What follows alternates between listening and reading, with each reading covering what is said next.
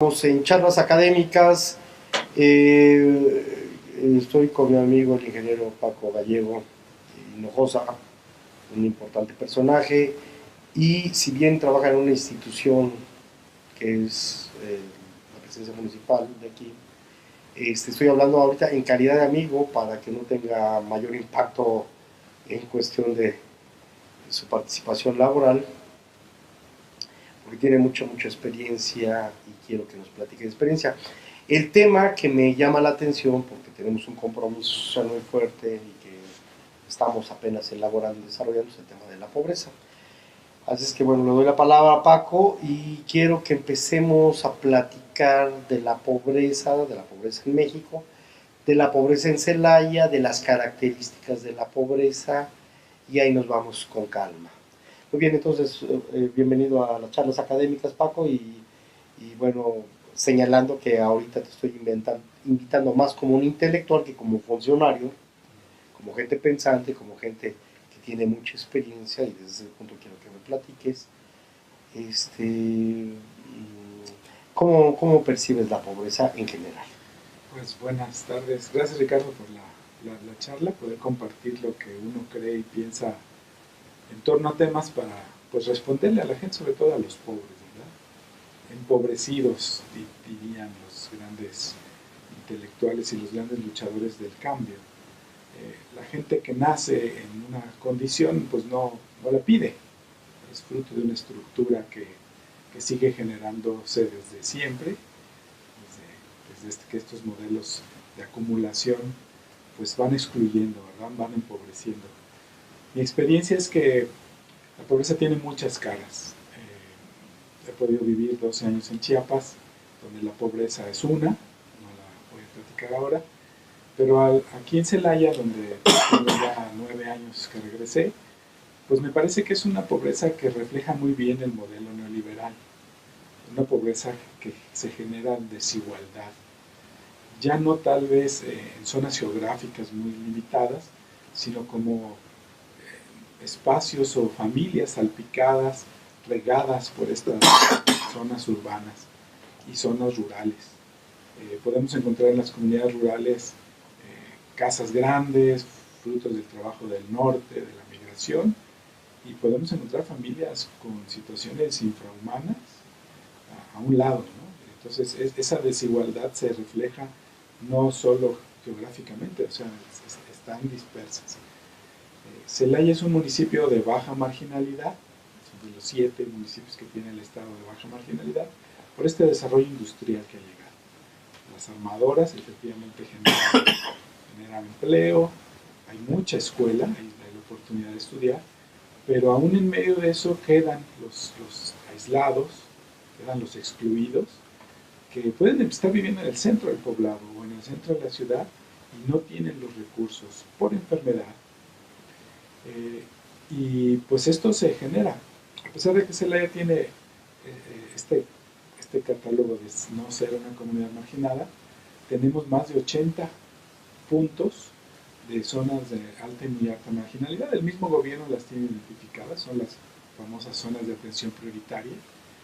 Y es donde se supone que llegan más fácil los programas, pero no es tan simple. La pobreza no se arregla solo dando, ¿verdad? Tiene una historia, es fruto de su experiencia de vida. El Rifle, por ejemplo, una comunidad en torno al ejido de Gasca, pues son 10, 20 familias que han vivido ahí en una pequeña parcela que compraron, pero no pueden crecer, no pueden sembrar una hortaliza, porque no son dueños de lo de alrededor. Y viven junto a un gran agroindustrial que tiene 6, 7 hectáreas de invernadero, y ahí trabajan. Pero su situación local es vivir hacinados, aislados, sin la posibilidad de meterles agua o drenaje, porque la infraestructura ahí sería cara. Y ahí están, ¿no? ¿Cómo incluirlos? Su agua la reciben de pipas y por supuesto no tienen drenaje. ¿Cómo poder generar incluso ecotecnología? Les hemos propuesto ecotecnologías, pero no tienen el espacio, por ejemplo, para que los desechos de un baño seco, por ejemplo, pudieran ser utilizados en huertos. No tienen los espacios. A ver, Paco, sí me gustaría ahí que vámonos poquito a poquito. Ajá. Pues una, la pobreza no es, platicamos hace rato que no solamente es una condición económica, los economistas han matizado por las condiciones materiales y por las condiciones económicas. Abajo de esta línea, los que no les alcanza para esto son pobres. Pero vemos también que hay dinámicas culturales, que hay dinámicas sociales, no son propias porque también tiene que ver con el proceso de migración. Hay casos donde la gente llega o la gente estaba y yo me acuerdo de las zonas marginales de la zona centro de México, que alguna vez eran las zonas periféricas, y cuando va creciendo la mancha urbana, pues quedaron adentro y ya eran islas, ya no eran la parte periférica, ya eran incluso parte del centro, como bien tú señalas en la primera parte de tu exposición. Bueno, entonces, a ver, ya platicaste de una...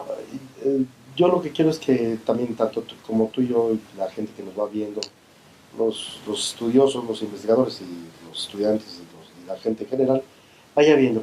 No es lo mismo, lo hemos platicado, la pobreza urbana en general, que también tiene matices diferentes, ¿no? Porque los recién llegados con los que ya estaban, entonces ya hay toda una serie de dinámicas que habría que ver. En la zona urbana, en la zona rural o en la zona periurbana. Entonces ahí me gustaría que vayamos platicando casos y reflexionando reflexionando de tu experiencia, que es lo que nos interesa. Entonces vámonos con lo rural, la pobreza rural. Es lo que tú dices es muy importante. Desde estas dinámicas socioculturales, socioeconómicas, se identifican muy bien los pueblos. Por ejemplo, el norte de Celaya es generalmente poblaciones ejidales y mucho más numerosas que el sur. El sur son generalmente poblados medianos, pequeños, que nacieron en propiedad privada. Son dos mentalidades muy distintas. A ver, entonces, unas son los ejidatarios en el norte. En el norte, que serían, todo, ¿qué comunidades? Pues las dos más grandes que tenemos en el municipio, San Juan de la Vega, San Miguel Octopan, pero todos los ejidos de alrededor. Ahora, la experiencia ejidal comunitaria, entre comillas, no duró mucho tiempo, ¿verdad? No, y no les ha ayudado. No les ha ayudado. No, los ejidatarios se hicieron mayores, centralizaron el poder, los jóvenes han olvidado el campo, no todos, claro, no hay excepciones, pero en general la pobreza en el norte del municipio es por esta historia ejidal. Más cacicazgo, más orientado a un centro de poder que tenía que ver con estructuras de poder mucho más grandes. Yo creo que los ejidos no supieron cómo hacerse comunidad. Es algo que está pasando, que ha pasado cuando el ejido está en pocas manos la tierra, los hijos se quedan sin tierra y entonces ya no hay una identidad al campo, a la tierra.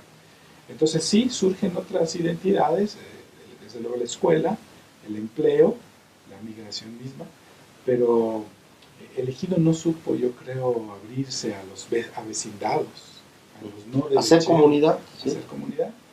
Y se mantiene la asamblea ejidal muy aislado de la asamblea comunitaria que no existe. No existe la asamblea comunitaria, es muy incipiente. La asamblea ejidal todavía se da, pero para atender la parte productiva del ejido, técnica, pero no hubo la transición, desde mi experiencia, a la comunidad, al bien común. Tal vez hay excepciones también. Sí. Por ejemplo, San Miguel Octopan es un poblado que tiene 7 ejidos ahí dentro. O sea, tiene 7 casas ejidales. Y cada una atiende su propio ejido, pero no hay algo que los convoque fuertemente. O que lo revierta a la comunidad, tanto beneficio o dinámicas de la comunidad al ejido. Sí, tal vez la fiesta los convoque, el templo los convoque, ciertos programas de gobierno, el maratón, el torneo, etcétera, pero como para guiar el rumbo de su comunidad, siento que está ausente. Es algo que pues esto mismo hace que haya muchos grupos, los más poderosos, que son los que más tierra tuvieron, incluso vendieron tierra. a los grandes fraccionamientos. Entonces también hay una sobrevaloración del valor de la tierra. Con la llegada de las armadoras hay una gran especulación de la tierra y todo el mundo quiere vender tierra porque se supone que es cara, cotizada. Ahí llegan coyotes y esto genera todavía más desigualdad porque el que no tiene nada de tierra, pues todavía se queda más abajo. En el sur, en cambio, la pequeña propiedad los hace ser más luchadores, emprendedores. La pobreza, no hay tanta pobreza, pero existen los casos aislados. El que compra su parcelita y ahí está con sus animalitos, pero digamos que es otra dinámica. Se ven restaurantes grandes, hay comunidades famosas por sus carnitas, la Luz Texas, así se llama. Está la zona pegada al Cerro de la Gavia, muy lúdicas, aunque son ejidos, pero el ambiente del sur los ha hecho ser distintos. Okay. La pobreza del norte es por la exclusión, donde ya llega un momento en que la producción de la tierra no da para toda la familia y se fueron de migrantes, etcétera, y hay gente que ya vendió sus tierras, se descapitalizó. La demografía también. Sí, la dinámica demográfica, indudablemente, y se pauperizó. Más de 10,000 habitantes en Rincón de Tamayo, más igual en San Miguel Octopan, igual en San Juan de la Vega. 10,000 habitantes. Más, y superamos. Solo esos poblados tienen más habitantes que municipios enteros de Guanajuato. Y no hemos sabido, los gobiernos y la misma organización ciudadana o social, no han sabido, o a lo mejor sí han sabido controlarse, organizarse, convivir, pero no la búsqueda de la superación de una organización. Es un rezago que de repente reclaman ellos, porque dicen es que nosotros debemos ser municipio ya, por su volumen, para poder atenderse. San Miguel Octopan y Rincón de Tamayo y San Juan de la Vega. San Juan de la Tamayo yo sabía que lo había. San Juan de la Vega. Se llaman los municipios perdidos. ¿Se autodenominan? Sí, sí. Incluso San Juan de la Vega te va a reclamar, es que nosotros nacimos antes que Celaya.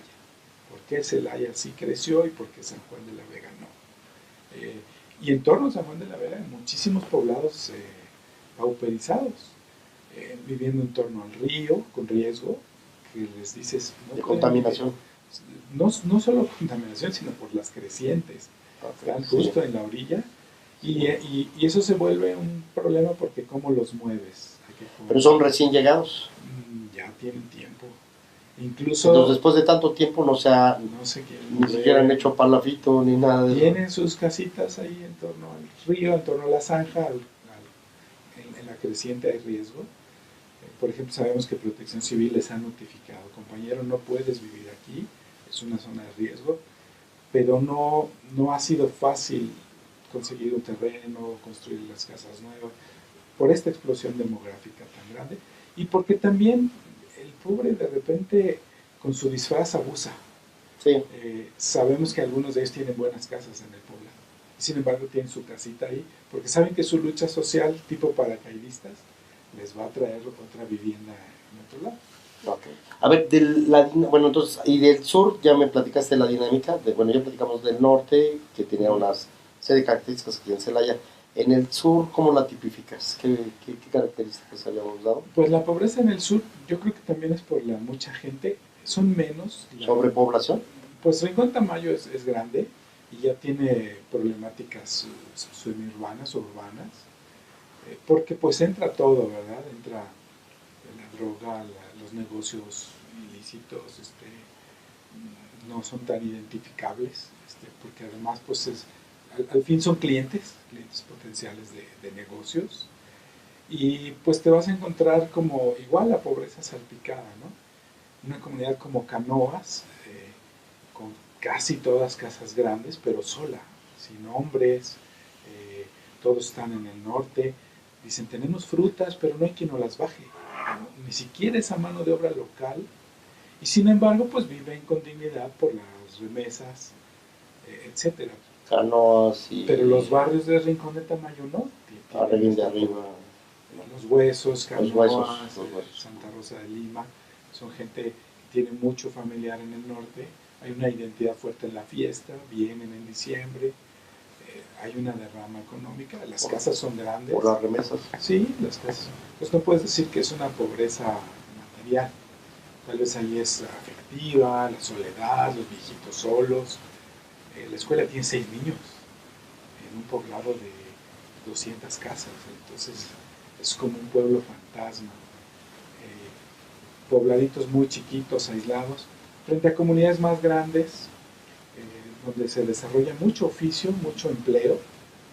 Sí hay mucha migración a la ciudad, es una de las características de la zona rural urbana, este movimiento constante a las empresas, los camiones de las empresas llegan ya a las comunidades, se llenan, te llevan a Honda, te llevan porque la mano de obra es muy barata, apreciada y necesaria.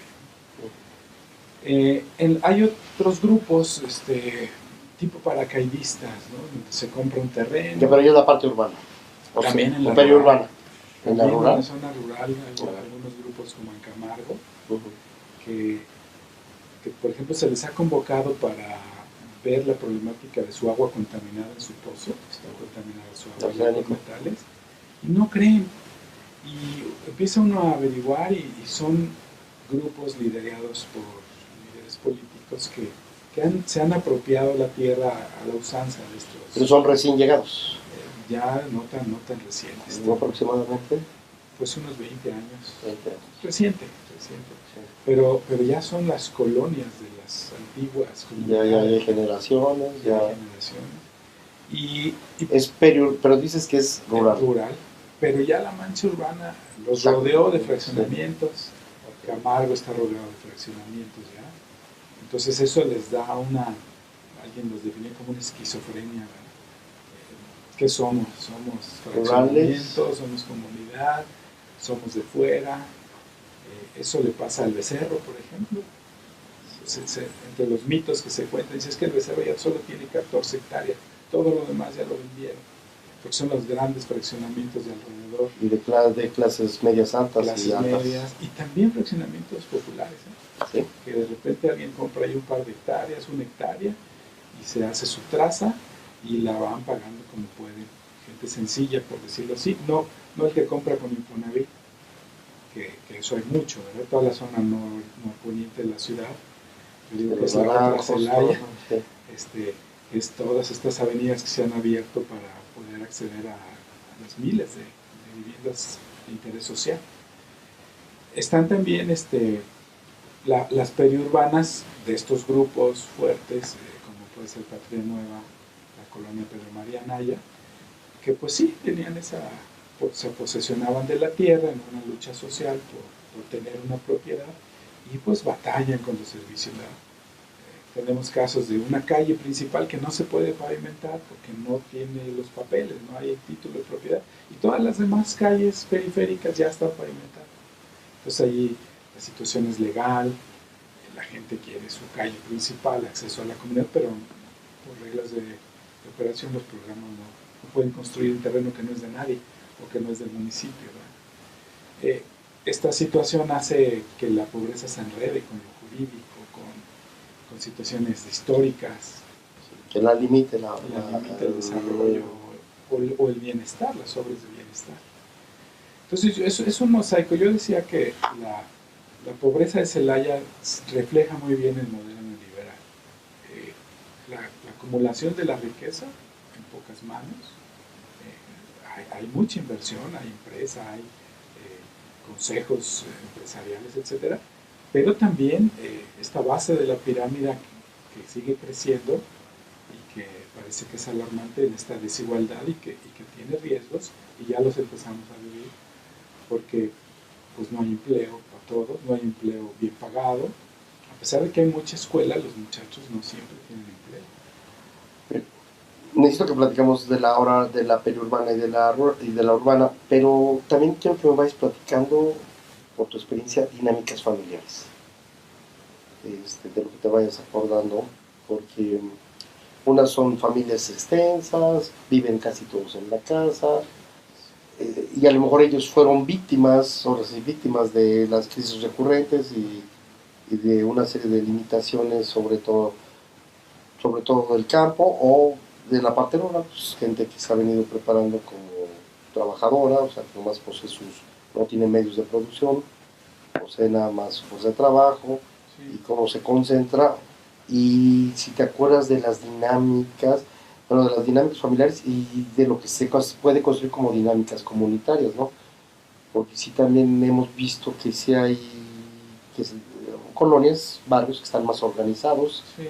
Bueno, a ver, tú eres que sabes. Sí, desde mi experiencia, yo creo que sí hay una identidad comunitaria, como son, las comunidades son como son. Sí se conocen, la fiesta, los junta. Ya en las comunidades grandes ya no todos se conocen, ¿verdad? Ya de repente, pues, quién es aquella persona. Pero en las comunidades medianas y pequeñas, desde luego, todos se conocen. Sí hay, desde mi experiencia, pues una convocación en torno al templo, las iglesias, la fiesta, etc. Sí, la religión es lo más. Sí. Luego viene las dinámicas familiares. Yo creo que la familia sigue siendo fuerte, pero está cambiando. Primero en la propiedad, porque el padre pues dividió la parcela, dividió el solar. Entre el número de hijos. El número de hijos y se acabó. En comunidades rurales no hay traspatios, por ejemplo, para sembrar un huerto. Y los que no se quedaban vendían esa parte de la propiedad, rompían con ciertas lógicas de riego y demás. Y... Sí, empieza a haber colonias cercanas ya a las comunidades rurales. Es decir, ya la ciudad le acerca casas, vivienda a las mismas comunidades rurales. Hay mucha gente que vivía en el campo y vive ya en la ciudad. Eso también se da. Somos la ciudad atractiva de otros poblados, de otros municipios, Paseo, Talimor, Salvatierra.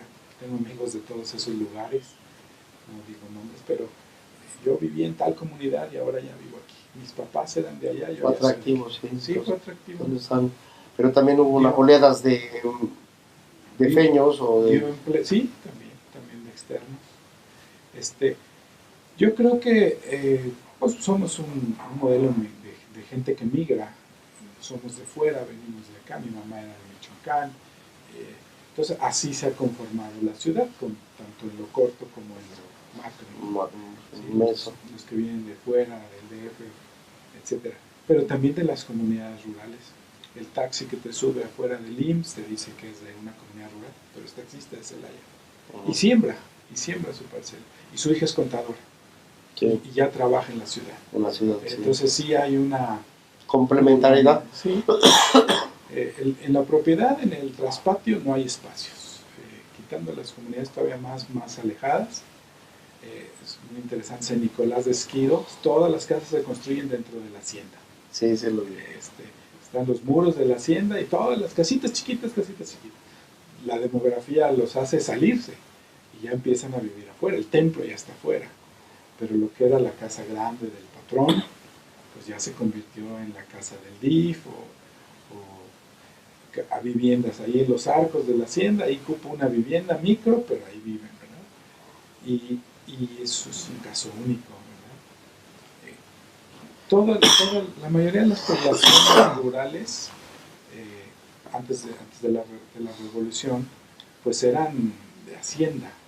De hecho, sus nombres son por los hacendados. Roque, porque la hacienda era de Don Roque. San Nicolás de Esquiros, porque era el santo de la hacienda.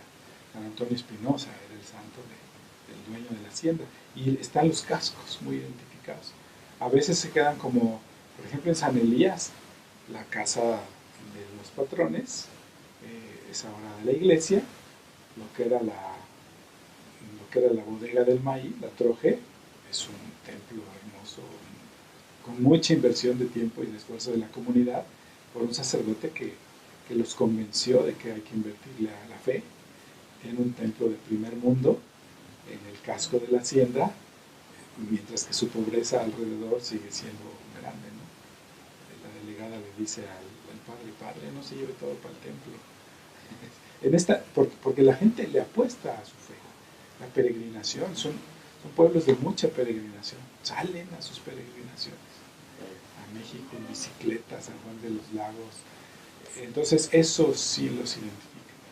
Y la historia, tenemos poblados, acabamos de ponerle luz a un poblado de 8 familias que tienen 50 años viviendo allí en donde se cuidaba el terreno, en donde era el cuidador de la parcelita y su parcelita ahora es de ellos.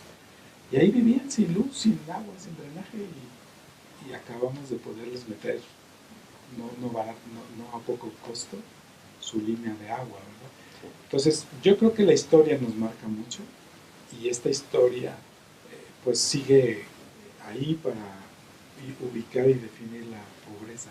¿Por qué esta comunidad está así? Hay que ir a la historia. ¿Por qué aquí se desarrolla tal proceso? Es histórico. Y en esto está la migración, los que fueron, los que regresaron, los que no han regresado le dan un tinte específico a su comunidad. Canoas es un ejemplo típico de que la migración está y no está. Entonces la mayoría de los que viven ahí pues, son mayores, mujeres, empiezan ya a ser afectados por los robos que no son locales, ¿verdad? Eso es importante. Son muchas de las dinámicas que se van, fragmentan a la comunidad, ¿no? Sí, ya somos tantos que empezamos a salir. Hay mucha queja de robos, por ejemplo. ¿De quién son? Pues son de aquí. Como que no los identifican, como que son gente que se conoce. Entre que se conocen y te lo dicen y no te lo dicen. Los mismos muchachitos pues ahí andan, ¿no? Ya. Hay una dinámica que nos preocupa mucho, la mujer que trabaja.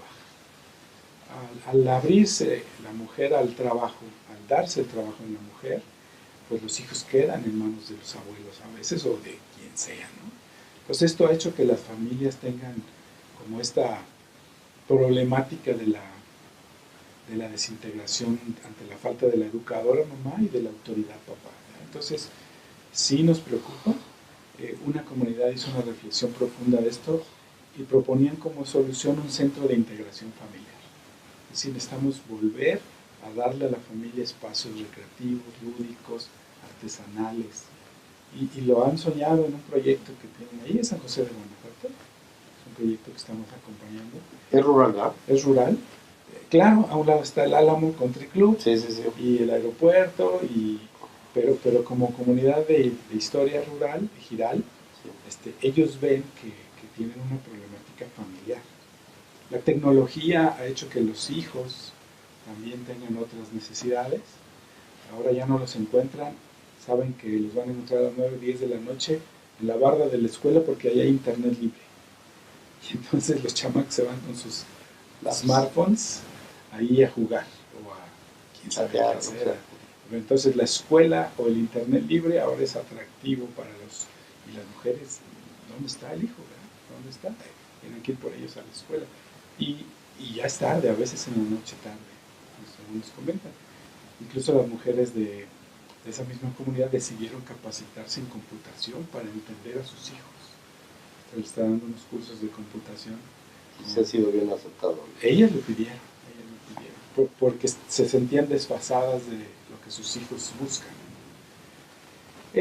Yo creo que este mosaico neoliberal se ve muy bien en Celaya. Yo lo identifico. Celaya es una ciudad neoliberal donde las políticas económicas se plasman muy bien. Todos pueden encontrar algo, pero la equidad no va a ser tan simple. No es en automático, ¿verdad?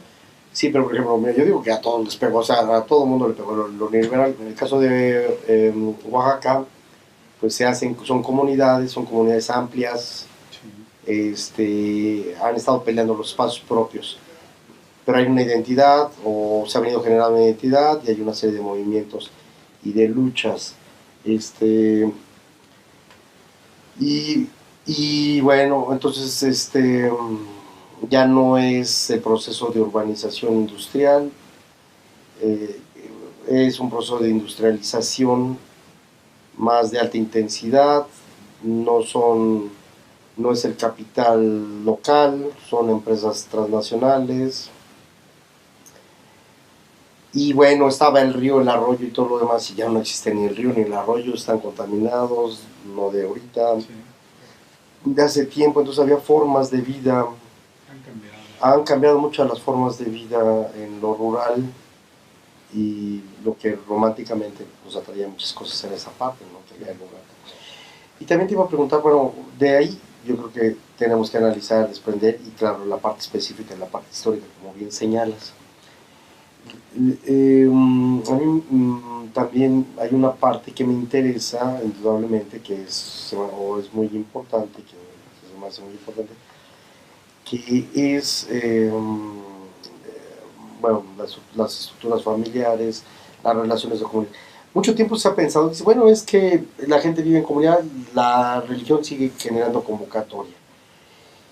Y si es todavía un eslabón fuerte de la identidad, las prácticas religiosas, porque conviven, no nomás por la religión, sino por los procesos sociales, que se dan al interno, también yo siento que antropológicamente, o en la política antropológica, en la política sociológica, la hemos limitado porque pareciera ser que ya con la fiesta patronal se resuelven muchos de los problemas, y yo creo que puede ser un detonador, así más gramscianamente, más gramscianamente, puede ser un detonador, pero no es el... Y me gustaría, si, bueno, que siguiéramos usando la pobreza y en términos de ir pensando en posibles soluciones, sí, indudablemente las fiestas comunitarias, tenemos muchas fiestas comunitarias, tenemos muchas fiestas locales, permiten socializar, conocerse, intercambiar y generar incluso cierto recurso local que, que, que, que puede ayudar a la economía familiar, pero yo siento que es necesario como otro paso para ver, a ver, sobre tu reflexión. Aparte de la cámara por acá, por favor. Me vas a dar una. Sí, es acá. Sí, yo creo que, como bien dices tú, la fiesta es todavía ese jalón, ese atractivo para la comunidad, la fiesta del patrón, pero hay cosas que le han agregado a la fiesta y que le dan la identidad. Por ejemplo, en San Juan de la Vega se hace una gran celebración en torno y después de la fiesta, en torno a este rito, a esta costumbre de tronar los mazos, ¿verdad? Y es hasta peligroso, ahí ponen la pólvora, truenan los mazos y de alguna manera ya no es de la fiesta, pero surgió de la fiesta, ¿verdad? Yo sí percibo el santito aquí en la Concepción, San Judita, 120,000 gentes, dice la nota que afuera. Sí, no sé si fueron 120,000, pero todos los 28 ahí va la gente a peregrinar a la Concepción, a San Judita. Pero ¿qué sigue? Como San Juan de la Vega, ¿verdad? Cerca de San Juan de la Vega, enfrente, en la Concepción. Yo sí creo que también parte de nuestra situación es por nuestra forma de ser de iglesia católica y otras iglesias, ¿no? Siento que le falta pastoral social a nuestra iglesia, pastoral rural. Hay casos loables, pero pues igual no se ha articulado con los otros actores. Sí hay convocatoria, primero la reflexión, ¿cuánta gente puede ir a misa en un poblado de 10,000 habitantes? 3,000 el domingo, y es mucho. 2,000, todos los demás no van ya, ¿no? Entonces, ya no, tampoco la iglesia convoca a todos. Yo creo que hay necesidades como particulares. De repente, cuando hay una necesidad de un programa de escrituración en ciertas cuadras, ciertas colonias, ahí se agrupan porque hay un interés. También me ha llamado... Pero para vender, ¿no? Generalmente escrituran para vender. No, cuando ya viven en sus casas y no ha sido un proceso legal. Para darle solidez. Hay una... No lo necesitan, dicen ellos. No quieren la escritura. Siempre han vivido ahí, no los van a sacar, pero cuando se les ofrece la certeza jurídica, porque ya se avanzaron los procesos de cambio de dominio de las tierras, no todos responden, aunque fuera una necesidad común. Algo que ha funcionado y es interesante en San Juan de la Vega es, por ejemplo, el trabajo de las misiones culturales, de la SEP. Ya ves que la SEP tiene estas misiones culturales, ojalá, a ver si los entrevistas, porque a partir del modelo de misión de Vasconcelos han generado este interés de la gente por talleres, por oficios, y han concretado en proyectos, carpintería, algunos proyectos textiles. Es un caso que ojalá se pudiera replicar. Exitoso. Exitoso. Algo que también... ¿En San Juan de la Vega? En San Juan de la Vega. ¿Qué dieron? carpintería. Está albañilería, carpintería, textiles, algo de artesanía, pintura, algo de hortalizas también. A partir de un modelo de educación distinto, educación de adultos, de acuerdo a sus necesidades. Sí, sin tanto papeleo. Sí, sin... correcto. Es para hacer un oficio. Es una misión de las de antes, cuando sí, no había sí. maestros. Sí, incluso, artes y oficios. Sí, incluso pues tiene su himno, hay una identidad de estos educandos que viene de los tiempos de Vasconcelos. Yo digo que viene mucho antes, ¿no? Sí. De algo vienen muchas de esas escuelas de artes y oficios. De artes y oficios, sí. Pero bueno, que la retoma para la República y la Nación, ¿no? Y lo establece en la SEP, y estas son misiones de la SEP, y hay varias en el estado, y en Celaya solo existe y esta. Que pueden contrastar un poquito con la pobreza para no dejar... Porque no toda la educación es escolar. Yo digo que falta mucha educación no escolar de adultos, no solo la alfabetización, sino quién nos educa para ser papás en un contexto como el de... todavía no hay hasta allá. No hay educación sexual ni nada de eso. Sí, fíjate que yo con los indígenas me di cuenta en el estudio que hicimos que le apostaron a la movilidad, ya, y por la vía de la educación. Entonces, si vienen en comunidades chicas y todos se vinieron, o se fueron a la urbe porque se dieron cuenta que, que el recurso era poco, hay quien lo sigue manteniendo, hay quien tiene lazos muy fuertes con la comunidad y eso les permite mucho fortalecer su identidad y eso está muy bien. Pero lo que sí vimos, no de un solo grupo, sino de muchos grupos, el hecho de que se vayan a ciertos lugares donde se garantizara la educación. Sí. Entonces, por la vía de la movilidad, ya teníamos contadores, ya teníamos gente que trabajaba en agencias de ventas, ya teníamos comunicólogos, ya teníamos doctores o maestros. Y eso me da mucho gusto. Entonces, efectivamente, la educación formal instituida juega un papel, pero tienes tú toda la razón. Hay una estrategia muy importante que donde ya no se acabaron los recursos porque no hay medios de producción. De los indígenas me di cuenta que la problemática variaba de acuerdo a los medios de producción. Sí. Que si tenían manera de sobrevivir, que tenían campo o tenían animalitos, bueno, ahí tenían una forma de subsistir, sí, aunque sea solamente para la familia, que fuera muy raquítico, pero había manera de... Las otras cuando se proletarizaron, entonces, o sea, el proletarizaron, entonces ahí era otra problemática, pero estas misiones son interesantes porque, bueno, te dan la posibilidad que trabaja, bueno, sobre todo que trabajes en artes y oficios.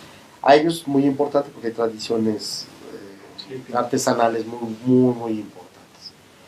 Muy bien, entonces sería otro de los elementos, y esto que dices, la fiesta o el himno, los cantos, que permiten dar identidad, mantener, dar cohesión, que no solamente debe ser en ese momento, sino que hubiera una continuidad que permitiera, pues, siguiéndolos convocar y pensándose como comunidad, que ese es otro trabajo que hay que hacer. Bueno, agregaría por último los jóvenes en las comunidades rurales y también urbanas, tienen un gusto por cierta música, los jaripeos, el caballo, el toro. Tenemos aquí mucho de esas fiestas y es impresionante ver llegar a los artistas de la banda y atrae mucho a los jóvenes. Yo creo que ese es otro espacio que deberíamos explotar un poco más, la música de los grupos juveniles, rurales. Alguna vez por aquí me tocó ver cómo llegaban cientos, miles de jóvenes a un concierto aquí en los terrenos de la feria, porque venía uno de estos grupos de rodeo. Y a mí me tocó ver aquí en la tercera de Crespo algo padrísimo, que levantamos imagen y todo, pero todavía no lo hemos concretado, donde se traían a maestros de música de banda, sí, de banda actual, no de, de banda actual, a un espacio, a un patio de una casa, para que le dieran a los, y estos a clases a los chicos. Entonces los papás se contaban y le daban un dinero a que los enseñara.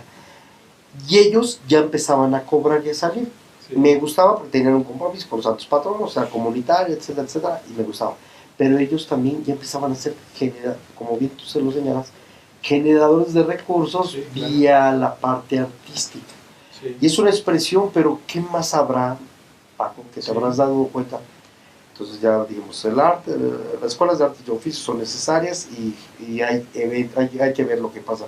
Lo tendríamos que ir a ver como universidad allá a San Juan de la Vega. Habrá que ver si cuántos de los jóvenes del conservatorio son rurales o de comunidades rurales, porque tienen talento. Y aquí está organizado por la gente, por las familias. Yo creo que hay que regresar. Sí, hicimos un buen levantamiento de imagen, pero bueno, se quedó el trabajo, lo traía un compañero que lo estaba organizando, pues se llevó las imágenes. Si no, vamos a tener que volver a hacer.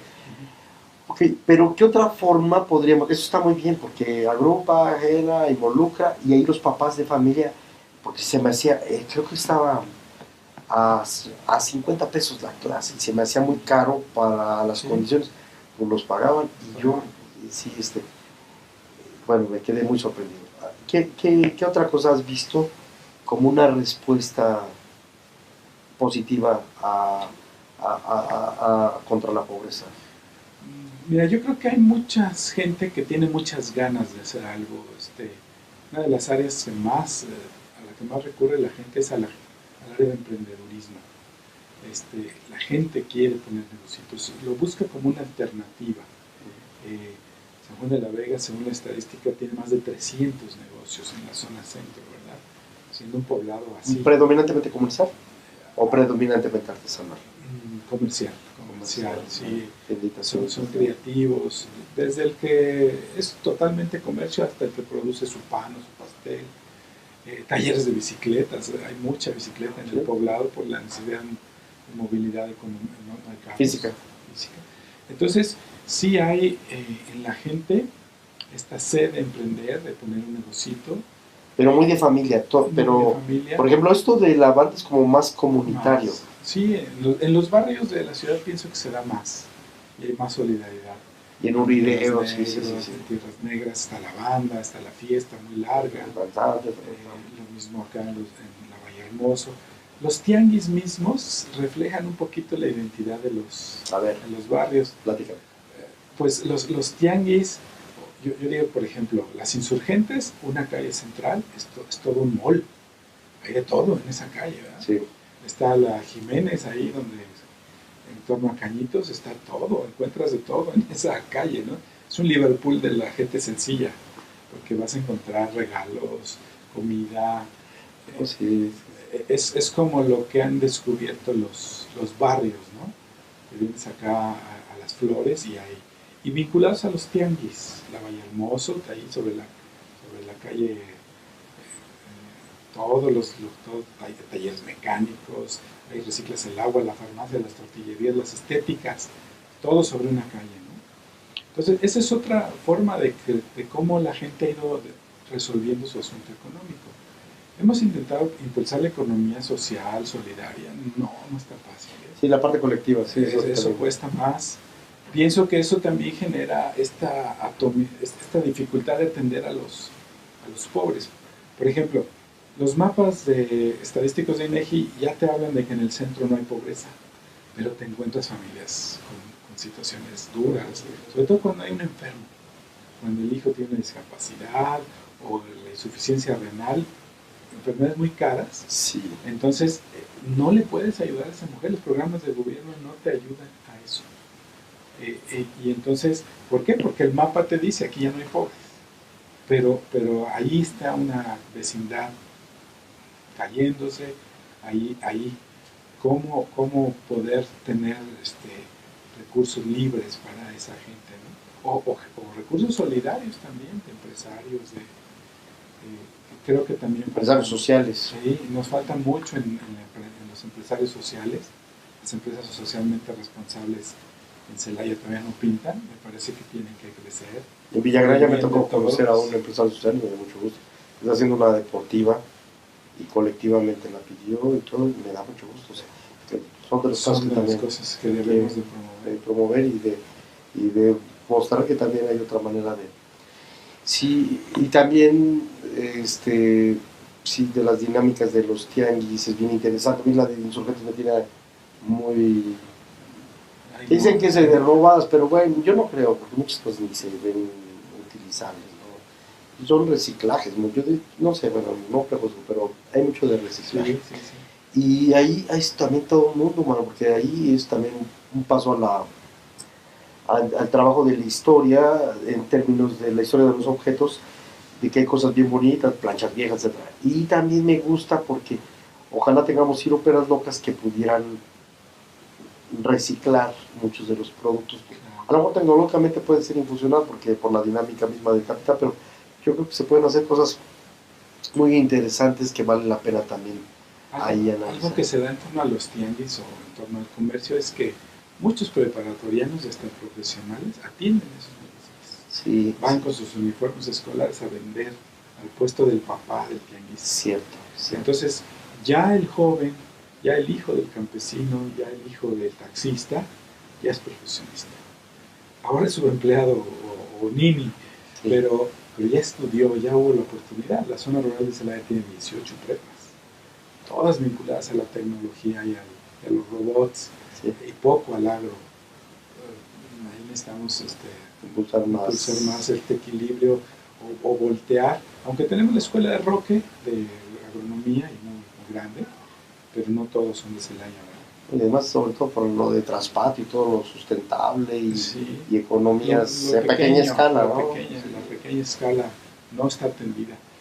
Tuvimos una experiencia con una muchacha que fue a dar sus estancias profesionales terminando su carrera agroindustrial y las mujeres le demandaban aprendizajes para transformar sus frutas, para saber hacer dulces de calabaza, y no se da abasto la muchacha. Pero ¿por qué no se han organizado para resolverlo?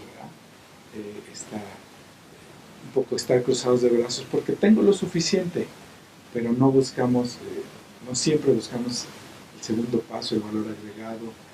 No se tiene esta visión de las cadenas de producción desde el mercado hasta la producción. Sí, todavía. Yo creo que nos falta educación rural de todo nivel. Pero no de agronegocio, ¿verdad? No necesariamente. O colateralmente también. No solamente. Porque también hay un agronegocio. El asunto de la tierra, del agua, de qué es la tierra, cómo se ha empobrecido, cómo se ha hecho infértil. Que no es negocio eso. No es negocio. Pero que no es negocio, pero que es importante retomar los sentidos de la tierra, el agua, la milpa, el trabajo, la milpa, el ver crecer, sí, el fecundar. Ejemplo, hay muchos productores de cabra, de leche, de queso de cabra. Difícil capacitarlos. Difícil. Están en lo suyo, salen a pastear sus cabritas, pero no dedican tiempo no quieren el siguiente paso, no siempre. Y a lo mejor el hijo que ya estudia en la escuela, que pudiera... Sí, que sea parte de la cadena, ¿no? Ya no le entra. Y entonces se va a morir por inanición, por vejez, se va a morir el rebaño, ¿no? Mientras el viejito viva, habrá rebaño, pero cuando el hijo ya no entró, no buscó algo más, tampoco todos, ¿verdad? Existen los otros casos exitosos. Tenemos una fábrica de quesos manchego aquí en Celaya, esos de 500 pesos el kilo, que se venden en tiendas del primer mundo y está aquí en Celaya. Es un caso, un premio nacional por ahí de los programas exitosos que promueve Zagarpa o de ahí. Pero son garbanzos de a libra o proyectos diferentes, porque lo otro es distinto, ¿no? Y sin embargo, hay productores que sí logran dar el salto y se agrupan. Tenemos un grupo de productores de carne organizados en un proyecto de extensionismo y ya tienen marca y ya andan buscando ya sus tanques enfriadores para darle valor agregado, los menos. Porque eso también ha pasado, ¿verdad? Los poblados crecieron y la gente ya no quiere el olor a puerco, el olor a chiva, y se han perdido los establos, los animales, porque pues ahora ya vivimos más cómodamente, y se pone el negocio, se pone, tenemos grandes empresas dueñas de gente rural, grandes negocios de transporte, de comida, original rural, se dice que Rincón Tamayo surte de pan a la ciudad, muchas panaderías. También sus carritos. De la ciudad. Son emprendedores. Este intercambio, la zona norte más dedicada a la producción primaria, la zona sur más lechera, Pero historia. sobre las vocaciones y las artes o los artes. Pues el distrito de riego allá en el norte, en la zona norte del municipio, se hizo más de granos. Empieza a haber ya invernaderos, pero no todos están en manos de productores, son más bien empresarios. Pero te acuerdas que antes era el barrio de los alfareros, el barrio de... Existen, todavía hay en torno a San Miguel ocupan los tabiqueros, existen ahí los arenales, con toda la problemática ecológica y de contaminación y de retraso tecnológico, porque ya deberían cambiado. Pero el mercado no los deja. Y la necesidad también, el recurso. Sí, producir otros tabiques diferentes no se los compañía. Los inmobiliarios no han procurado tal vez materiales más ecológicos, como sí se da en San Miguel Allende. Sí, compactado. La construcción de tierra compactada, el mismo adobe, se han recuperado aquí. Les dices, vamos a hacer tabique compactado sin coser, de tierra y cal. No. ¿Por qué? Porque ¿a quién se lo va a vender? Sí. Aquí los inmobiliarios quieren y ofrecen sus casas de tabique rojo, o de concreto pensilado, compactado. Pues yo creo que hay muchas oportunidades para que en Celaya empecemos a atender como el detalle, hilar fino, es decir, aquí me encontré esta familia, ¿cómo les resuelvo su problema? Aquí hay este barrio, ¿cómo lo integramos? ¿Cómo lo resolvemos? ¿Cómo saber integrar? ¿no? O cómo los ponemos a reflexionar para que ellos generen su propio desarrollo, que eso es algo que también se ha perdido mucho. Hay mucho paternalismo, mucho dame, la gente se ha vuelto peluche. Sí. Pero también yo digo que también mucho gerencialismo, ¿no? Que llegas y te dices, es que es esto, y ni siquiera sabes qué es lo que es y cuál es la dinámica que está al interno, ni qué es lo que se ha hecho o cómo van las cosas. Yo creo que aquí también me gustaría ver los casos más fuertes de pobreza y después ver los casos donde se va articulando comunidad, trabajo colectivo, capital social, creatividad, innovación, Los lugares que tiene Celaya de pobreza son pequeños caseríos, barrios de los mismos poblados grandes. No hemos sabido actualizar la presencia municipal, por ejemplo, en los poblados grandes. Un delegado atiende 10, 12 mil habitantes, un delegado atiende 8 o 10 familias. Es el mismo cargo el que tiene, ¿no? Ya no de magnitud, sí, simplemente en la estructura política. Sí, entonces ahí ha faltado cómo impulsar los liderazgos locales y cómo organizarlos, porque otra cosa que creo que favorece la pobreza es tanta división, tanta envidia. No nos ponemos los partidos, por partidos, por ideas, porque yo soy mayor que tú. Entonces dinámicas más de integración. Sí, correcto. Los focos rojos se encienden por ese lado, no por incapacidad económica, no por incapacidad de la tierra y su producción. Sí, es que me estaban diciendo, por ejemplo, aquí en lo que sería Monteblanco, antes pues eran los campesinos que estaban, y entonces vino oleadas de gente que se vino a reubicar. Entonces había una dinámica con los pobladores locales, no estoy diciendo que son los mejores. Entonces llega otra gente y entonces otra dinámica y van poniendo y se van a sentar. Y llega otra terceras olas o cuartas olas de gente. Y algunas son externas, nunca tuvieron contacto con ella y entonces en asentamientos de distintas procedencias, sí se hablan, pero no tienen, no vienen de la misma... No se ha trabajado en esta articulación de trabajar la articulación. Y por lo tanto, podremos tener el caso de un delegado que sí se preocupa por ese poblado marginal y el otro no, porque ese no está incluido o no está propuesto dentro, por ejemplo, del círculo primero, ¿no? En la Emiliano Zapata, fíjate que me pasó un ejemplo, digo un caso bien más. Voy a que se inaugure un centro de migración y pregunto por una calle, sale un señor bien intencionado, me manda como a 4 cuadras, 5 cuadras, y me encuentro a otro señor y me manda a otro lugar, y me encuentro a otro señor y me manda al lugar de origen, y estaba a 3 cuadras, entonces no es una cuestión de memorización de las calles ni nada de eso, pero es increíble que un colono, por lo menos, si no el nombre, porque porque también le di referencias no del nombre, sino de la actividad, no tenga idea de lo que sucede. Entonces sí, eso Es también. correcto eso.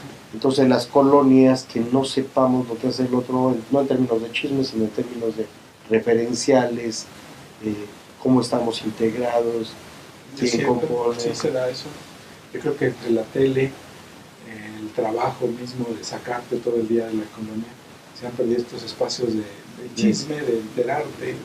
La convivencia más pequeña. Sí, nos ha tocado que generamos un proyecto y los demás nos hablan. Oiga, ¿dónde están haciendo tal cosa?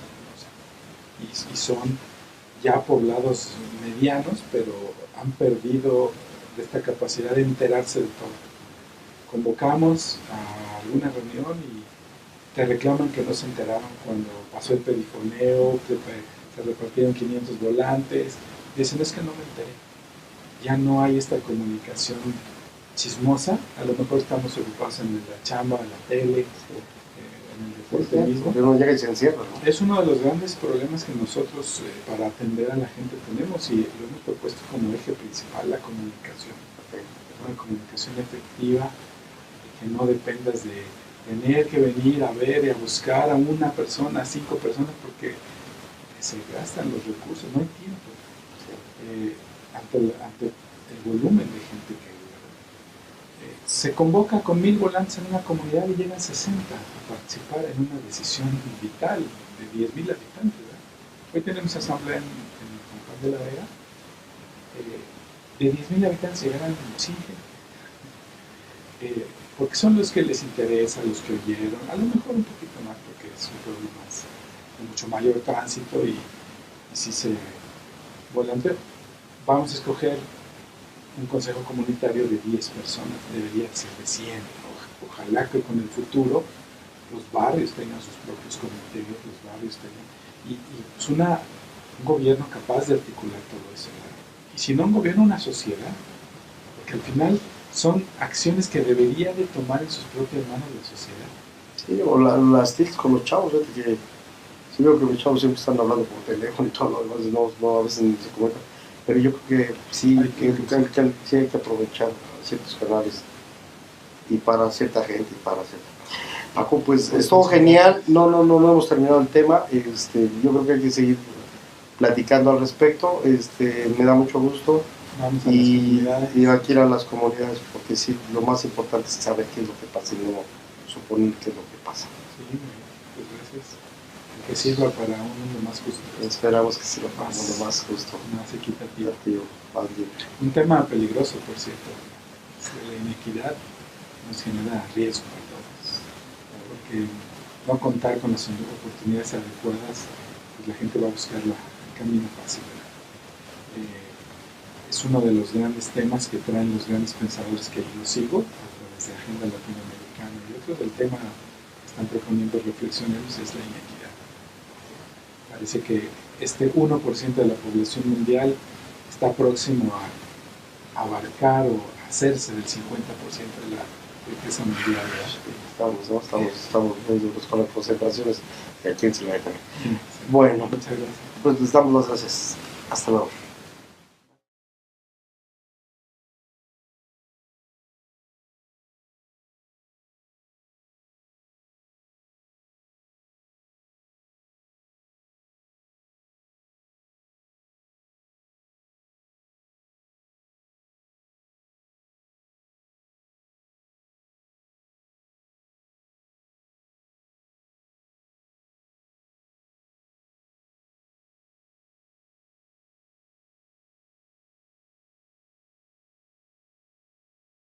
La zona centro de México, que alguna vez eran las zonas periféricas, y cuando va creciendo la mancha urbana, pues quedaron adentro y ya eran islas, ya no eran la parte periférica, ya eran incluso parte del centro, como bien tú señalas en la primera parte de tu exposición. Bueno, entonces, a ver, ya platicaste de yo lo que quiero es que también, tanto tú, como tú y yo, y la gente que nos va viendo, los estudiosos, los investigadores y los estudiantes y la gente en general, vaya viendo. No es lo mismo, lo habíamos platicado, la pobreza urbana en general, que también tiene matices diferentes, ¿no? Porque los recién llegados con los que ya estaban, Entonces ya hay toda una serie de dinámicas que habría que ver. En la zona urbana, en la zona rural o en la zona periurbana. Entonces ahí me gustaría que vayamos platicando casos y reflexionando y reflexionando de tu experiencia, aunque es lo que nos interesa. Entonces vámonos con lo rural, la pobreza rural. Es lo que tú dices es muy importante. Desde estas dinámicas socioculturales, socioeconómicas, se identifican muy bien los pueblos. Por ejemplo, el norte de Celaya es generalmente poblaciones ejidales y mucho más numerosas que el sur. El sur son generalmente poblados medianos, pequeños, que nacieron en propiedad privada. Son dos mentalidades muy distintas. A ver, entonces, una son los ejidatarios en el norte, que serían, ¿qué comunidades? Pues las dos más grandes que tenemos en el municipio, San Juan de la Vega, San Miguel Octopan, pero todos los ejidos de alrededor. Ahora, la experiencia ejidal comunitaria, entre comillas, no duró mucho tiempo, ¿verdad? No, y no les ha ayudado. No les ayudó. Los ejidatarios se hicieron mayores, centralizaron el poder, los jóvenes han olvidado el campo, no todos, claro, no hay excepciones, pero en general la pobreza en el norte del municipio es por esta historia ejidal. Más cacicazgo, más orientado a un centro de poder que tenía que ver con estructuras de poder mucho más grandes. Yo creo que los ejidos no supieron cómo hacerse comunidad. Es algo que está pasando, que ha pasado cuando el ejido está en pocas manos la tierra, los hijos se quedan sin tierra y entonces ya no hay una identidad al campo, a la tierra. Entonces sí, surgen otras identidades, desde luego la escuela, el empleo, la migración misma, pero el ejido no supo, yo creo, abrirse a los vecindados, a los no de hacer comunidad. ¿sí? Hacer comunidad. Y se mantiene la asamblea ejidal muy aislado de la asamblea comunitaria que no existe. No existe la asamblea comunitaria, es muy incipiente. La asamblea ejidal todavía se da, pero para atender la parte productiva del ejido, técnica, pero no hubo la transición, desde mi experiencia, a la comunidad, al bien común. Tal vez hay excepciones también. Sí. Por ejemplo, San Miguel Octopan es un poblado que tiene 7 ejidos ahí dentro. O sea, tiene 7 casas ejidales. Y cada una atiende su propio ejido, pero no hay algo que los convoque fuertemente. O que lo revierta a la comunidad, tanto beneficios o dinámicas de la comunidad al ejido. Sí, tal vez la fiesta los convoque, el templo los convoque, ciertos programas de gobierno, el maratón, el torneo, etcétera, pero como para guiar y es donde se supone que llegan más fácil los programas, pero no es tan simple. La pobreza no se arregla solo dando, ¿verdad? Tiene una historia, eso es fruto de su experiencia de vida. El Rifle, por ejemplo, una comunidad en torno al ejido de Gasca, pues son 10, 20 familias que han vivido ahí en una pequeña parcela que compraron, pero no pueden crecer, no pueden sembrar una hortaliza, porque no son dueños de lo de alrededor. Y viven junto a un gran agroindustrial que tiene 6, 7 hectáreas de invernadero, y ahí trabajan. Pero su situación local es vivir hacinados, aislados, sin la posibilidad de meterles agua o drenaje, porque la infraestructura ahí sería cara. Y ahí están, ¿no? ¿Cómo incluirlos? Su agua la reciben de pipas y por supuesto no tienen drenaje. ¿Cómo poder generar incluso ecotecnología? Les hemos propuesto ecotecnologías, pero no tienen el espacio, por ejemplo, para que los desechos de un baño seco, por ejemplo, pudieran ser utilizados en huertos.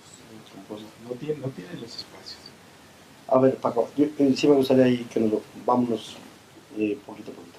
Ajá. Pues la pobreza no es, platicamos hace rato que no solamente es una condición económica, los economistas han matizado por las condiciones materiales y por las condiciones económicas. Abajo de esta línea, los que no les alcanza para esto son pobres.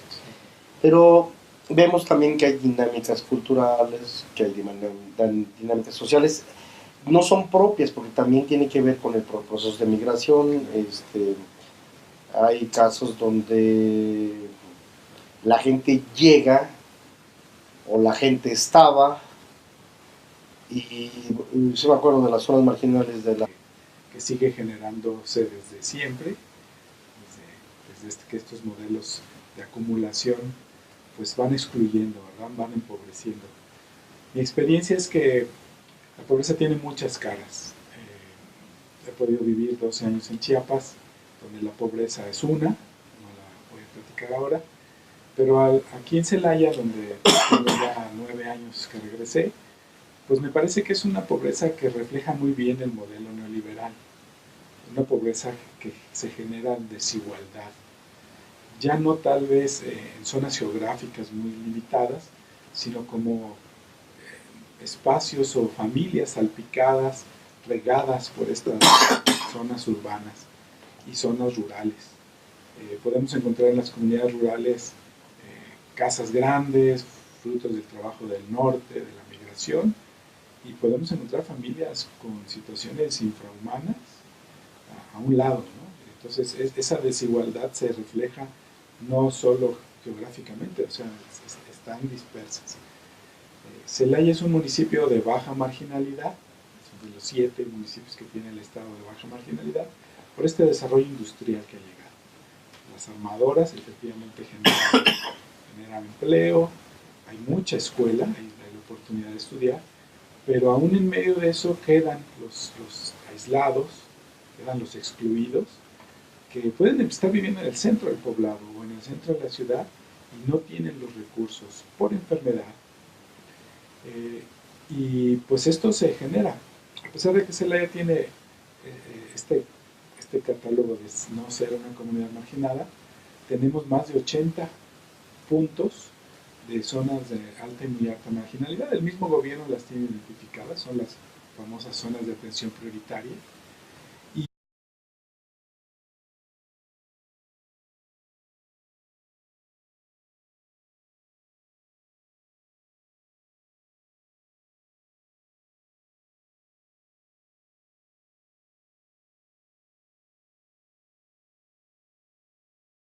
En charlas académicas, estoy con mi amigo el ingeniero Paco Gallego Hinojosa, un importante personaje, y si bien trabaja en una institución que es la presidencia municipal de aquí, estoy hablando ahorita en calidad de amigo para que no tenga mayor impacto en cuestión de su participación laboral, porque tiene mucha experiencia y quiero que nos platique de experiencia. El tema que me llama la atención, porque tenemos un compromiso social muy fuerte y que estamos apenas elaborando y desarrollando, es el tema de la pobreza. Así es que bueno, le doy la palabra a Paco y quiero que empecemos a platicar de la pobreza en México, de la pobreza en Celaya, de las características de la pobreza, y ahí nos vamos con calma. Muy bien, entonces, bienvenido a las charlas académicas, Paco, y bueno, señalando que ahorita te estoy invitando más como un intelectual que como funcionario, como gente pensante, como gente que tiene mucha experiencia, y desde ese punto quiero que me platiques, ¿cómo percibes la pobreza en general? pues buenas tardes, gracias Ricardo por la charla, poder compartir lo que uno cree y piensa en torno a temas para pues responderle a la gente, sobre todo a los pobres, ¿verdad? Empobrecidos, dirían los grandes intelectuales y los grandes luchadores del cambio.